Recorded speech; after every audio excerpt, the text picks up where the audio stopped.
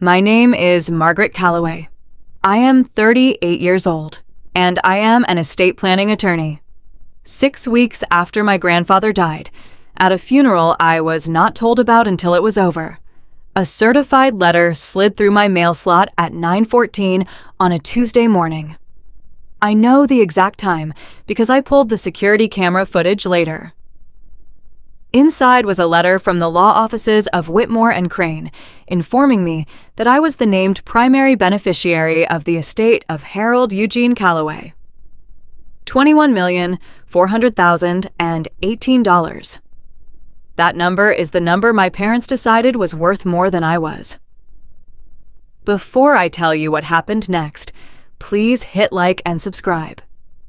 Drop your city and local time below. I love knowing where you're listening from. Now, let me take you back 11 years, to a chessboard, and a man who taught me that black has to be smarter, because black always goes second. My grandfather Harold built his money the old way, 40 years in commercial real estate in the mid-Atlantic. His studies smelled like old paper and the particular mustiness of files that had been handled often.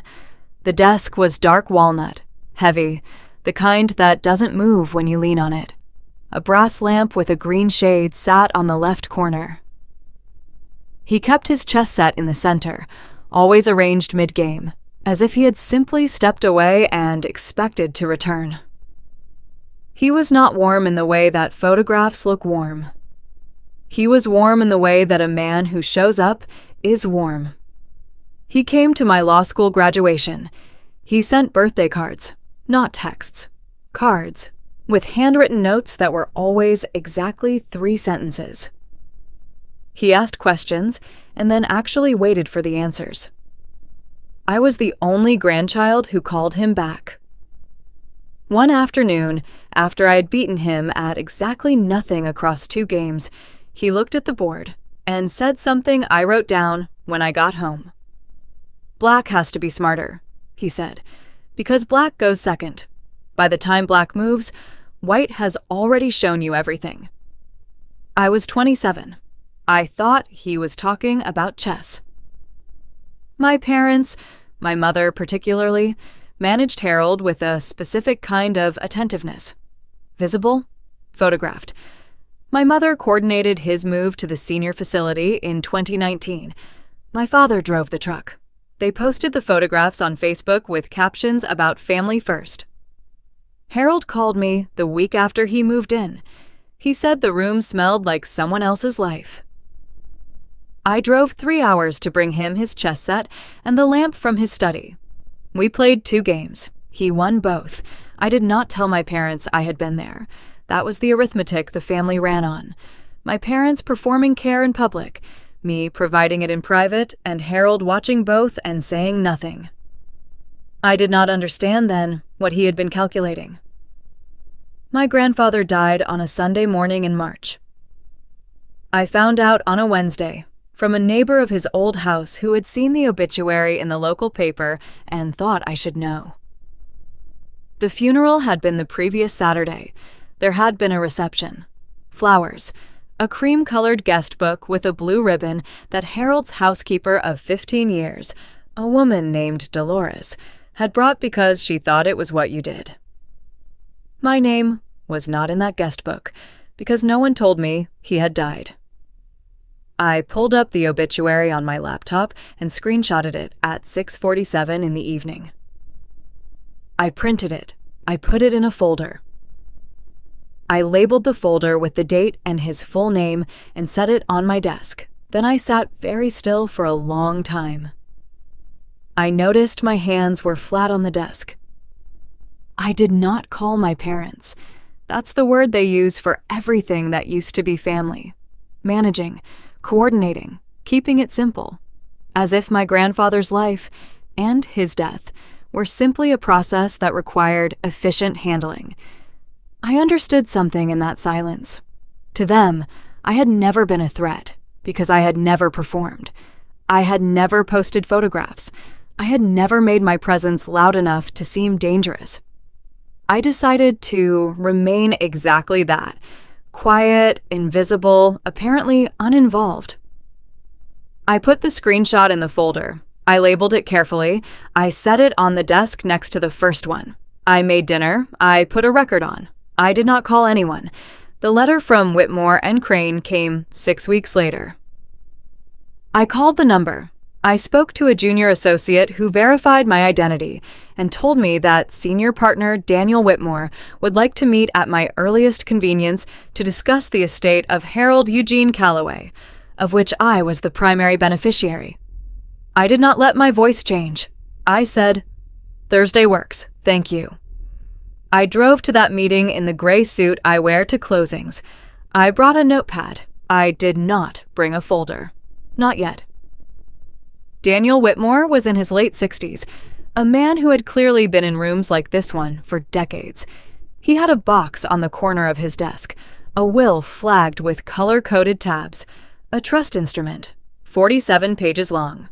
Harold had retained Whitmore and Crane in 2018, 3 years before my parents moved him into that facility. The amendment was dated April 4th, 2021. I have that date memorized. April 4th, 2021 was 11 days after my mother installed herself as Harold's emergency contact at the facility. 11 days after the photographs, Harold had gone to see Daniel Whitmore in person and revised everything. Primary trust beneficiary, me. 100% of liquid assets and investment accounts, $17.2 million. The commercial property portfolio, $4.1 million. My parents were listed. Harold had left them each $25,000 and a note. Have you ever had to stay completely still while someone slid the most important document of your life across a table? Tell me in the comments. I read them. Daniel also slid a box across the desk. Inside, a sealed envelope, a chess piece, the Black Queen from the set I had brought to Harold's room, and a photograph of the two of us at my law school graduation. On the back, in his handwriting, she reads the fine print. Always has. I turned the photograph face down on the table. I asked Daniel to start from the beginning and tell me everything. He had a file, 4 inches thick, every contact from my parents, every inquiry, every attempt to access Harold's financial records through the facility's administrative office, documented on Harold's specific instruction.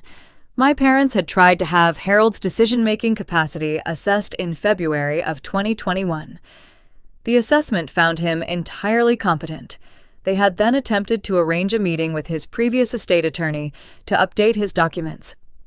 Harold had instead called Daniel Whitmore, transferred his legal representation, and instructed Daniel to document everything that followed.